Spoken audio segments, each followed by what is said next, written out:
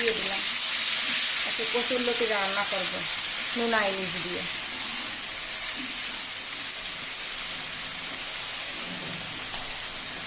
ভিতরে জিরে, পেঁয়াজ আর রসুন বাটিছে। হালকা একটু ভাজে নেব যাতে গন্ধ না বাড়ে। কাঁচা মশলা,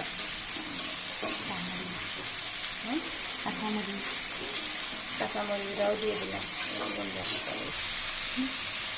আগে কেটে দিয়ে রাখিছিলাম কচুর লতি। গ্রামের বাড়িতে কচুর বই, ঢাকায় আইসে লতি হয়েছে। রাতে গ্রামে বই কই কচুর বই, ঢাকায় আইসে কচুর বইরে এখন কচুর লতি বলি।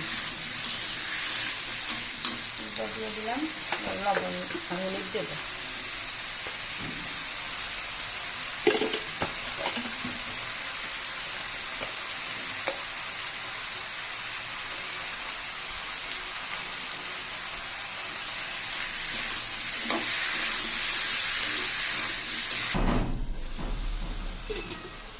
বানিয়ে মুখ হয়ে নিচ্ছি, তুমি দিতে লাগো।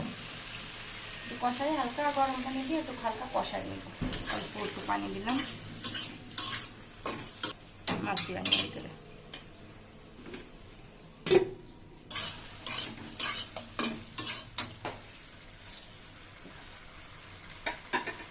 নোনা ইলিশ দিয়ে দিলাম।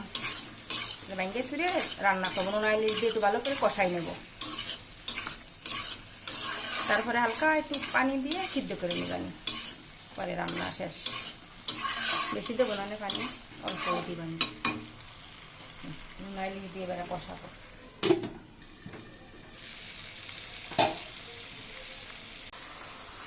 আগে পানি আসলে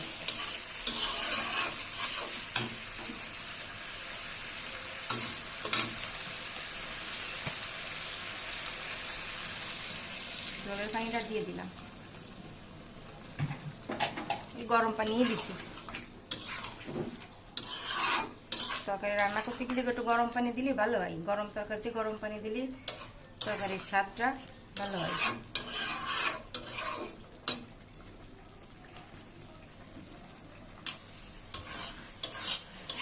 রান্না শেষ, এখন নামাই ফেলবো। আমার বর খাবার নেই। আমার ছেলে মেয়ে খায় না। ছেলে মেয়ে যে গরুর গোশ, কালকে যে গোশ রান্না করেছিলাম তাই আছে, তাই গরম করে দেবো। আর এই যে কচুর লতি, আমরা দুজন, ঘরে হলো 4 জন মানুষ।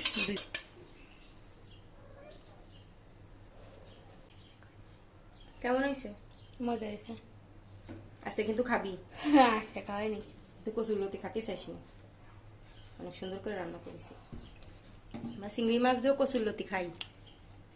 চিংড়ি মাছ আর ইলিশ মাছ। ইলিশ মাছের মাথা, কাঁসা টাংসা দিলে আরো বেশি মজা লাগে।